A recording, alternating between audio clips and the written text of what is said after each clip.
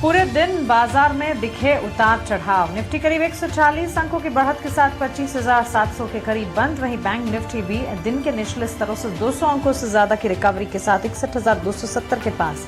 Auto, banking और FMCG sector से मिला बाजार को सपोर्ट।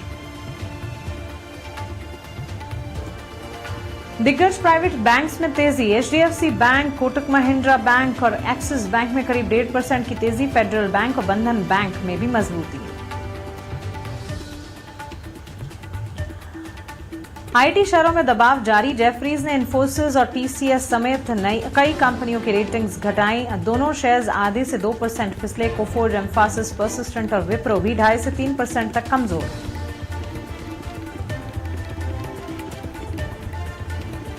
रीस्ट्रक्चरिंग के ऐलान के बाद यूपीएल के शेयर पर दबाव करीब 14% टूटा। निवामा ने डाउनग्रेड करके होल्ड की रेटिंग दी। 816 का लक्ष्य।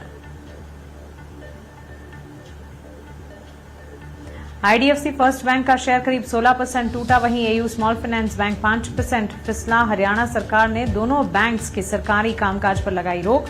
मामले पर आरबीआई गवर्नर बोले, कोई सिस्टमैटिक रिस्क नहीं। मिडिल ईस्ट और अफ्रीका में कारोबार विस्तार से बीएलएस इंटरनेशनल के शेयर ने भरी उड़ान। करीब 3.5% भागा।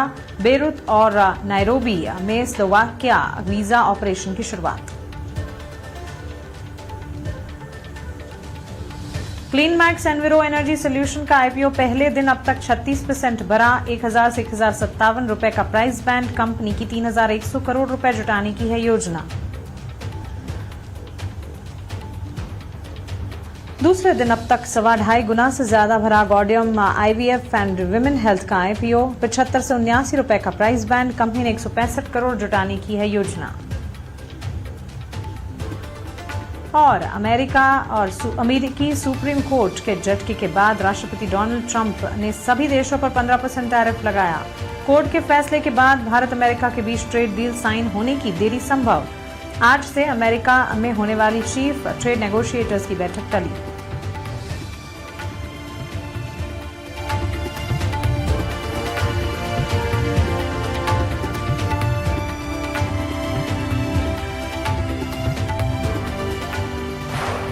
पालने की कोशिश भी कर रहे हैं और इस कोशिश में कामयाबी भी हाथ लग रही है। बहरहाल लास्ट ट्रेडिंग सेशन को याद कर लेते हैं, उसके बाद कल की तैयारी आपकी करवाते हैं।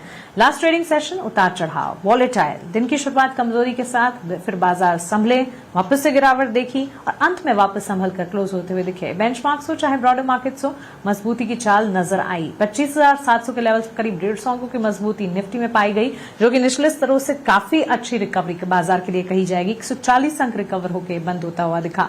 वहीं बैंक निफ्टी भी दिन के निचले स्तर से 200 अंक रिकवर हुआ। एक समय ऐसा था जब बैंक निफ्टी लाल निशान के साथ ड्यूरिंग द सेशन बंद हो रहा था, ट्रेड कर रहा था, लेकिन क्लोज जब हुआ 61,270 के स्तर पर। सेंसेक्स में भी हमने देखा ठीक ठाक एक्शन, हालांकि मिड कैप और स्मॉल कैप यानी छोटे मझोले स्टॉक्स में वॉलेटिलिटी काफी हद तक देखने को मिली। ऑल इन ऑल बाजार के सेटअप में अगर देखें कौन से सेक्टर्स सपोर्ट कर रहे थे, ऑटो, बैंकिंग और एफएमसीजी सेक्टर से बाजार को काफी हद तक सपोर्ट्स मिलते हुए दिखे थे। On the flip side IT sector बुरी तरह से धराशाही होता हुआ, इतना कि जेफरीज जैसे बड़े ब्रोकरेज आर्म्स की तरफ से भी नेगेटिव रिपोर्ट और वहां से डाउनसाइड टारगेट्स जो है नजर आए। अपने डाउनग्रेड्स उन्होंने और साथ ही टारगेट्स को भी रिवाइज कर रिविजिट कर डाउन किया। कई सारी आईटी कंपनियां, लगभग छोटी मझौली और लार्जर आईटी प्लेस, जिसमें इन्फोसिस, टीसीएस जैसे नाम भी शामिल रहे। Real estate, metal, mid select जैसे काउंटर सेक्टर्स थे जो कि बिकवाली झेल रहे थे। PSU bank, financial service, auto, FMCG और फार्मा, ये सेक्टर से हमने मजबूती देखी। ऑल इन ऑल बटा हुआ कामकाज सेक्टर स्पेसिफिक था। बाजार की चाल भी बटी हुई थी, टुवर्ड्स डाउनसाइड, फिर अपसाइड, डाउनसाइड, और बाजार जब क्लोज हो रहे थे संभल कर हरे निशान के साथ क्लोज हुए। लेकिन यहां से अब आगे इतनी वॉलेटिलिटी के बीच आपको करना क्या है, इस पर नजर होनी चाहिए। आपके ढेर सारे सवाल भी होंगे, सवाल पूछने का तरीका आपकी स्क्रीन पर लेकर आ जाते हैं। हमारे फिनमार्ट के हरीश जुजारिया और पीसीजी रिसर्च एंड एडवाइजरी के नंदिश शाह हमारे साथ जुड़ गए हैं। अब दोनों का ही स्वागत है 18 हाउस स्वदेश पर। अपना समय हमें देने के लिए शुक्रिया। हरीश, शुरुआत आपसे करना चाहूंगी। काफी हद तक वॉलेटिलिटी थी बाजार में, इतने ज्यादा उतार चढ़ाव के बीच एब्सोल्युटली सीसॉ टाइप पैटर्न देखने को मिला। यहां से आगे आने वाला ट्रेडिंग सेशन बाजार के लिए इंपॉर्टेंट लेवल्स आपके हिसाब से क्या होंगे? गुड इवनिंग मानसी जी। बिल्कुल जैसे आपने बताया, मार्केट में एकदम वोलेटाइल मूव्स देखने मिल रहे हैं। वीकेंड में हमने देखा कि न्यूज, ट्रम्प का न्यूज जो देखा हमने, जहाँ पे वहाँ पे सुप्रीम कोर्ट ने जो टैरिफ है वहाँ पे स्क्वैश किया। उसके बाद जो बिल्कुल एंटिसिपेटेड था कि मार्केट्स आज एक गैप अप ओपनिंग देखने मिल सकते थे, तो उसी के हिसाब से मार्केट में गैप अप ओपनिंग देखने मिला। लेकिन जिस तरह से टेक्निकली देखा जाए तो वहाँ पे एक रेजिस्टेंस जोन था ऑलमोस्ट 20,750 से लेके 20,800 के आसपास। तो उसी के चलते वहां से प्रॉफिट बुकिंग देखने मिला इंटरडे में। तो मुझे लग रहा है कि यहाँ पे थोड़ा बहुत कंसोलिडेशन कंटिन्यू हो सकता है, क्योंकि अभी भी सेटअप जो है टेक्निकली देखा जाए तो ब्रॉडली कंसोलिडेशन में है। मेजर सपोर्ट जो देखा जाए तो पिछले हफ्ते में हमने देखा था कि 200 मूविंग एवरेज जो है 20,300 के आसपास से वहां से रिकवरी होते हुए देखा नजर आया था। तो हो सकता है कि मार्केट थोड़ा कंसोलिडेशन में जा सकते हैं जब तक 25,800 के आसपास जो रेजिस्टेंस है उसके ऊपर ना क्रॉस करता है निफ्टी। तो ओवरऑल सेटअप पॉजिटिव है। अगर देखा जाए तो बहुत सारे स्मॉल और मिड कैप्स में स्टॉक्स में अच्छे खासे तेजी देखने मिल रही है, और जिस तरह से इंफ्रा और कैपिटल गुड्स के स्टॉक्स में वहां पे भी तेजी देखने मिल रही है, सेक्टर रोटेशन देखने मिल रहा है। बिल्कुल हमने लग रहा है कि मुझे जो थोड़े टाइम के लिए कंसोलिडेशन में रह सकता है निफ्टी, लेकिन एक बार 20,800 के लेवल्स अगर क्रॉस कर जाता है तो तब जाके फ्रेश रैली देखने मिल सकती है। नेक्स्ट लेवल बनेंगे 26,000 और 26,200 के लिए ऊपर की ओर मार्केट्स के लिए ओपनिंग हो सकता है। तो ओवरऑल सेटअप पॉजिटिव है। जो भी है डिप्स के लिए वेट करना चाहिए। डिप्स में बाय करने की राय रहेगी निफ्टी और बैंक निफ्टी में। और बैंक निफ्टी में देखा है तो बिल्कुल एक स्ट्रॉन्ग सेटअप है। हमने देखा है कि लगातार high top high bottom intact रख चुका है। जितना वीकनेस हम लोग निफ्टी में देख रहे हैं, लेकिन वहां पे बिल्कुल और परफॉर्मेंस देखने मिल रहा है बैंक निफ्टी में। बैंक निफ्टी में अभी भी स्ट्रॉन्ग सपोर्ट जोन है। फिर पहला सपोर्ट बना रहेगा 60,000 के आसपास, उसके नीचे 60,500 के पास नेक्स्ट स्ट्रॉन्ग सपोर्ट्स है। ये दो अहम लेवल्स रहेंगे बैंक निफ्टी के लिए। कोई डिप आता है, मुझे लग रहा है कि बैंक निफ्टी में अच्छी बाइंग अपॉर्चुनिटी बन सकती है। इतने दिन हमने देख रहे थे पीएसयू बैंक्स में अच्छी तेजी देखने मिल रही थी। मुझे लग रहा है कि आने वाले दिनों में प्राइवेट बैंक्स पार्टिसिपेट होते नजर आ सकते हैं। जिस तरह के आज वॉल्यूम देखने मिला तो कोटक बैंक और एक्सिस बैंक में मुझे लग रहा है कि वहां पे, और इवन एचडीएफसी बैंक भी देखा है तो एक ऑलमोस्ट स्ट्रॉन्ग सपोर्ट के आसपास है। तो मुझे लग रहा है कि प्राइवेट बैंक्स लीड करते हुए नजर आ सकता है बैंक निफ्टी को आने वाले दिनों में। ऑलराइट, तो चलिए ये राय फिलहाल बाजार पर हमें मिल चुकी है। इस बीच सवाल जवाब का सिलसिला शुरू करते हैं। और नंदीश, गुड आफ्टरनून। पहले सवाल के साथ आपकी तरफ आना चाहेंगे। भारत फोर्ज और भारत डायनेमिक्स, लक्ष्मी नारायण चौधरी जी का सवाल है। इन दोनों स्टॉक्स पर इन्होंने खरीदारी कर रखी है और दोनों के एंट्री लेवल्स भी स्क्रीन पर लेकर आ जाते हैं। भारत फोर्ज में 11 शेयर्स 1,480 के स्तर पर इन्होंने खरीदे हैं, और इसी के साथ अगर आप देखेंगे भारत डायनेमिक्स में 25 शेयर्स की खरीदारी 1,295 के लेवल्स पर इन्होंने की है। इसके अलावा एक और स्टॉक है AWL, I think AWL agri business limited, जो NSE लिस्टेड है, उसकी बात कर रहे हैं ये। 195 पर लास्ट क्लोज दिखा है 195 का। इन्होंने खरीदारी करीब 100 शेयर्स की 430 के लेवल पर की है। अब अगर ये वही सेम है AWL एग्री बिजनेस लिमिटेड, तो काफी नुकसान झेल रहे हैं। इनकी खरीद से नीचे जा गिरा है स्टॉक। और भारत डायनेमिक्स में भी नुकसान है थोड़ा बहुत। हालांकि भारत फोर्ज 11 शेयर्स 1,480 पर खरीदे हैं। डिफेंस का खेमा, ओवरऑल किस तरह का पर्सपेक्टिव आपके हिसाब से होना चाहिए और इन्हें करना क्या चाहिए इनके सवालों पर? कि पहले मैं भारत फोर्ज के बारे में बात करूंगा। अगर भारत फोर्ज के बारे में बात करें तो ये पूरा जो हमने जीएसटी कट देखा, उसके बाद ये पूरा सेक्टर जो कमर्शियल व्हीकल्स को इन लोग जो कैटर करते हैं, उसके इसका बहुत बड़ा बेनिफिशियरी भारत फोर्ज हो सकता है। प्लस उनका जो एक बहुत बड़ा एक्सपोर्ट सेगमेंट है, specially they supply forging parts to the US class truck cycle, और उसमें भी अच्छे से उन्होंने देखा है कि वहां पर भी उनका एक अच्छा खासा ऑर्डर बुक बन चुका है। Plus Bharat forge is also a very large player in the defence segment in the private sector space. तो ये जो अभी करंटली जो भारत फोर्ज जो साइकिल में है, specially in the commercial vehicle space और even in the defence space, they would likely to be the biggest beneficiary. तो अगर उन्होंने भारत फोर्ज लेके रखे हैं तो इन्होंने होल्ड करना चाहिए भारत फोर्ज को। इनका दूसरा स्टॉक आइडिया था भारत डायनामिक्स। जी नंदीश जी बताएं। भारत डायनामिक्स पर हमारा व्यू पॉजिटिव है। उनका थर्ड क्वार्टर के numbers were almost in line with expectation, but over a period of time हमने देखा है कि जितने भी कैपिटल गुड्स और डिफेंस की कंपनीज होती है, उनके लिए Q4 नंबर्स काफी अच्छे आते हैं। तो इसका एक बहुत बड़ा अर्निंग्स अपडेट आएगा कि almost about 50 to 60% of the EPS come just in the Q4 numbers. So BDL ऐसा लग रहा है कि यहाँ से उनका Q4 numbers would be better. So it is currently a hold. Alright, तो चलिए ये राय फिलहाल लक्ष्मी नारायण जी आपको मिल चुकी है। हरीश जी, अगला सवाल अरविंद का है अडानी पोर्ट्स पर। अडानी ग्रुप स्टॉक्स में मूवमेंट आज हमने जरूर देखी थी। इन्होंने अडानी पोर्ट्स के 26 शेयर्स खरीदे हैं और अपने एंट्री लेवल जो है वो 1188 के बता रहे हैं। अडानी पोर्ट लास्ट क्लोज की अगर बात करें तो जैसे पूरे के पूरे ग्रुप स्टॉक्स में हमने देखा था मूवमेंट नजर आई थी। स्टॉक करीब 3% की तेजी पर 1554 पर क्लोज हुआ है। इनकी खरीद से बेहतर है और इसी वजह से हम देख रहे हैं अच्छा 10,000 का मुनाफा भी है इनके पास। क्या करना चाहिए अडानी पोर्ट्स पर? देखिए, बिल्कुल ऑलरेडी मुनाफे में है। मुझे लग रहा है कि स्टॉक अच्छी सेटअप बन रहा है और जिस तरीके से वॉल्यूम ग्रोथ देखने मिल रहा है नीचे लेवल से, मुझे लग रहा है कि अच्छा सेटअप है। एक higher top higher bottom hold करते हुए नजर आ रहा है। तो एक छोटा सा रेजिस्टेंस दिखाई दे रहा है जो प्रीवियस ऑल टाइम हाई का, जो कि 1620 के आसपास है। अगर इस प्राइस अगर एक बार निकल जाता है तो मुझे लग रहा है कि एक अच्छा फ्रेश रैली देखने मिल सकती है स्टॉक में। तो बिल्कुल सेटअप पॉजिटिव है और जिस तरीके से वॉल्यूम्स के साथ गेन होते नजर आ रहा है तो मुझे लग रहा है कि जल्दी भी मुझे लग रहा है जो ऊपर के लेवल है क्रॉस कर सकता है स्टॉक। तो बने रहना चाहिए अभी भी। और ऊपर की ओर एक बार 1620 के ऊपर निकल जाता है तो मुझे लग रहा है कि स्टॉक में एक अच्छा मोमेंटम देखने मिल सकता है, जो कि 1700 1750 के लेवल्स भी देखने मिल सकते हैं। ओवरऑल बने रहने की राय रहेगी अदानी पोर्ट्स में। राइट, पोजीशंस को इंटैक्ट रखने ये राय फिलहाल आपको मिलती हुई।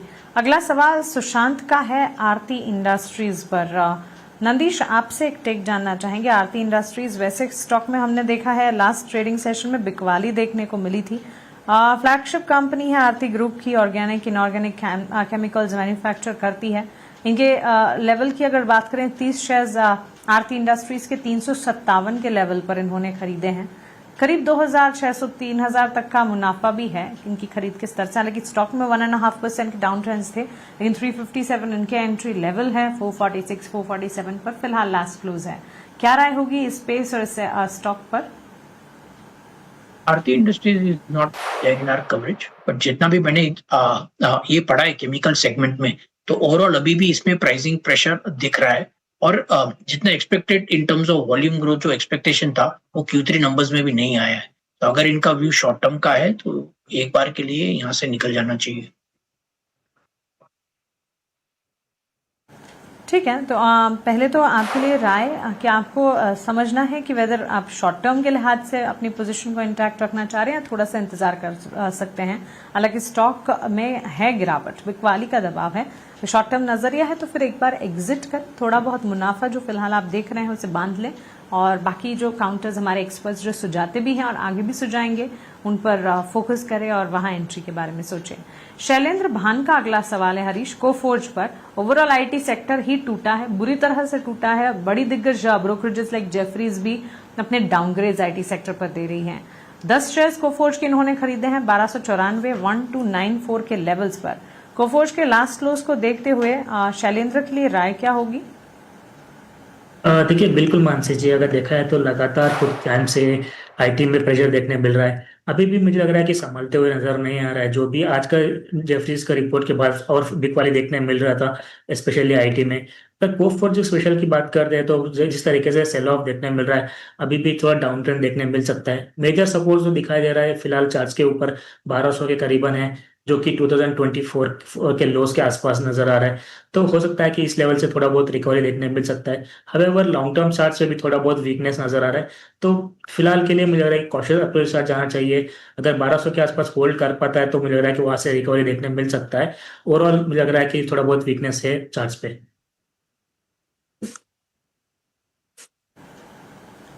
ओके, तो चलिए कोफोर्ज पर ये राय फिलहाल आपको मिली है। देवयानी इंटरनेशनल पर अगला सवाल है सार्थक जैन का। नंदीश, आपसे राय जानना चाहेंगे देवयानी इंटरनेशनल पर। और इनफैक्ट ये पूरी जो स्पेस है फूड स्पेस, इन पर्टिकुलर क्विक सर्विस रेस्टोरेंट की अगर बात करें, इस स्पेस पर भी अगर आपका कोई नजरिया बनता है, 133 लास्ट क्लोज है। हमारे व्यूअर ने 130 पर खरीदे हैं, करीब 250 शेयर्स। हल्का सही से लेकिन मुनाफा है। 130 133 के लेवल पर क्लोज हुआ है। अभी शायद कुछ खास मुनाफा है भी नहीं और शायद ताजा खरीदारी भी हो सकती है। इनके लिए राय क्या होगी? देवयानी पर हमारा बाई रेटिंग है और यहाँ पर हमारा price target for the long term is 180। तो देवयानी और सेफायर का दोनों का मर्जर होने वाला है, जिसकी वजह से उनको करीबन 220 करोड़ टू 250 करोड़ का सेविंग्स होगा, but that will be largely back ended, मतलब FY28 और FY29 में होगा। लेकिन अगर मैं नियर टर्म की बात करता हूं तो ये दोनों specially in the QSR space हमने देखा है कि उसमें जो सेम स्टोर सेल्स जो ग्रोथ आने चाहिए वो नहीं आ रहे, and that is also coming specially on the negative side.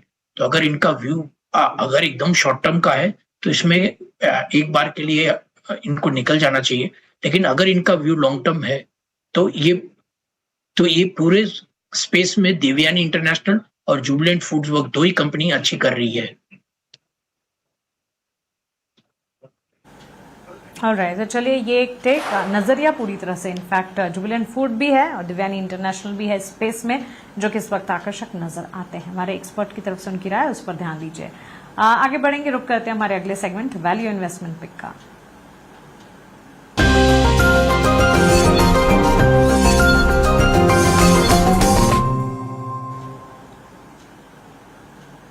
बताएं हरीश जी, आज के लिए आपकी तरफ से वीआईपी शेयर्स क्या होंगे? जी मेरी तरफ से दो स्टॉक है आज के लिए। पहला स्टॉक रहेगा एनटीपीसी में। हमने देखा है कि लॉन्ग टर्म में कुछ टाइम से कंसोलिडेशन में है स्टॉक प्राइस। मुझे लग रहा है कि आज के ट्रेडिंग सेशन में एक ब्रेकआउट दिया है, तो शॉर्ट टर्म के लिए बाइंग किया जाता है एनटीपीसी करंट लेवल से। जो टारगेट्स देखने मिल सकते हैं 390 और 400 के लिए शॉर्ट टर्म के लिए, और स्टॉप लॉस मेंटेन करेंगे 361 का एनटीपीसी में। दूसरा स्टॉक रहेगा टाइटन में। पर देखा जाए तो लगातार एक अप ट्रेंड में है टाइटन, और रिसेंटली थोड़ा करेक्शन देखने मिल रहा था। मुझे लग रहा है कि फिर से एक बार वापस तेजी में देखने मिल सकता है आने वाले दिनों में। तो लॉन्ग टर्म पोजिशनल के लिए भी मुझे लग रहा है कि टाइटन एक अच्छा बेट बन सकता है करंट लेवल से भी। तो टारगेट्स के लिए 4400 और 4500 के लिए बाइंग किया जा सकता है टाइटन में, और स्टॉप लॉस मेंटेन करना चाहिए 4100 का। ऑलराइट, तो चलिए ये रहा फिलहाल एज वीआईपी शेयर्स। नंदीश, आपकी तरफ से वीआईपी वैल्यू इन्वेस्टमेंट पिक्स क्या होंगे? तो मदरसन सुमी है, इसका प्राइस टारगेट 148 है। अगर मैं संवर्धन और मदरसन सुमी की Q3 के नंबर्स की बात करता हूं तो दे were about the street expectations. और जैसे हमने देखा है कि इंडिया में जो हमने ये जो अपने यूरोपियन टैरिफ डील और यूएस टैरिफ डील जो साइन की है, उसका एक बहुत बड़ा बेनिफिशियरी ऑटो और ऑटो एंसिलरी कंपनी हो सकती है, और जिसमें संवर्धन और Motherson Sumi is one of the largest players. Plus उन्होंने स्लो एंड स्टेडीली अपना जो प्रोडक्ट पोर्टफोलियो है is towards the premiumisation and the electric vehicles theme. तो उसका एक बहुत बड़ा बेनिफिट एक कंपनी को हो सकता है। और उन्होंने रिसेंटली जितने भी कैपेक्स डाले, it is likely to come on stream by the second quarter of FY27। तो ऐसा लगता है कि ऑलरेडी ऑटो स्पेस में बहुत सारी कंपनी चल चुकी है, और यहाँ से ऑटो एंसिलरी स्पेस में संवर्धन और Motherson Sumi can do well.